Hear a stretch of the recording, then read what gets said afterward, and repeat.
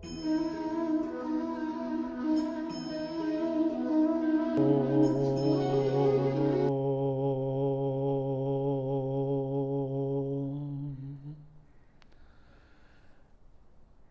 दर्शकगण, सादर नमस्ते।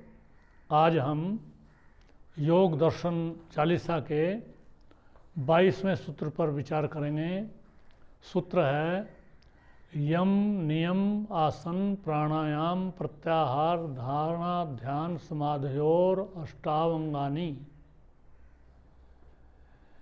ये साधन पाद में आया है और ये अष्टांग योग के संबंध में बताया है। सामान्यतः सभी जो जिज्ञासु लोग हैं, जो योगी लोग हैं, जिनको सामान्य ज्ञान भी है, वो भी जानते हैं कि महर्षि पतंजलि ने अष्टांग योग बताया है और उसके 8 अंग हैं। यम नियम आसन प्राणायाम प्रत्याहार धारणा ध्यान समाधि। इन 8 जो अंग हैं ये योग के, इनकी अलग से चर्चा करेंगे एक एक सूत्र दे करके। लेकिन मोटे तौर पर समझने की ये बात है कि ये 8 के 8 जो अंग हैं ये साथ साथ लेकर के चलने हैं। ऐसा नहीं है कि पहले यम की पालन करेंगे हम और फिर नियम का करेंगे और फिर आसन का करेंगे। ये सब 8 के 8 अंगों का नित्य प्रति और हर समय जब भी हम योग की साधना करते हैं और जब साधना काल में रहते हैं या व्यवहार काल में रहते हैं, इन सब 8 अंगों को हमें ध्यान में रखना है और इनके ऊपर आचरण करते हुए अपने साधना में कोई बाधा ना आए, उसका ध्यान रखना है।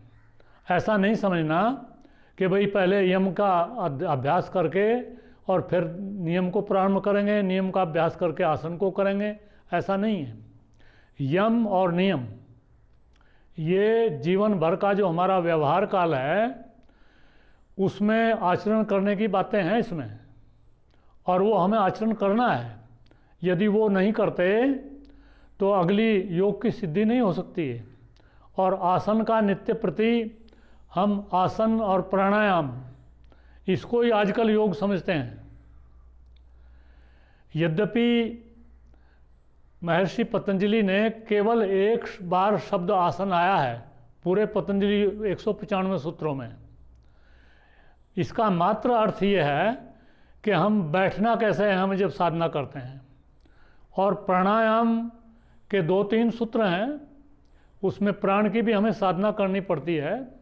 आजकल जो दुनिया भर में योग चल रहा है वो आसन प्राणायाम का योग है। शरीर को साधने के लिए आसन और जो अपनी प्राण क्रिया है उसको नियमित करने के लिए प्राणायाम। हमारा शरीर, हमारी प्राण क्रिया ठीक होनी चाहिए, साधना के लिए ये बहुत आवश्यक है।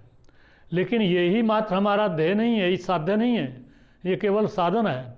हमारा शरीर ठीक रहे, हमारी श्वसन क्रिया और हमारा जो प्राण क्रिया है वो ठीक रहे, इसके बिना हम योग की साधना नहीं कर सकते। मात्र इसका यही अर्थ है। तो ये यम नियम दिन भर उसका आचरण में हम ध्यान रखें और आसन प्राणायाम से हम अपने शरीर को, प्राण क्रिया को ठीक करें। और अगले जो धारणा ध्यान समाधि हैं उनके बारे में भी सूत्र दे करके अलग से बताया जाएगा।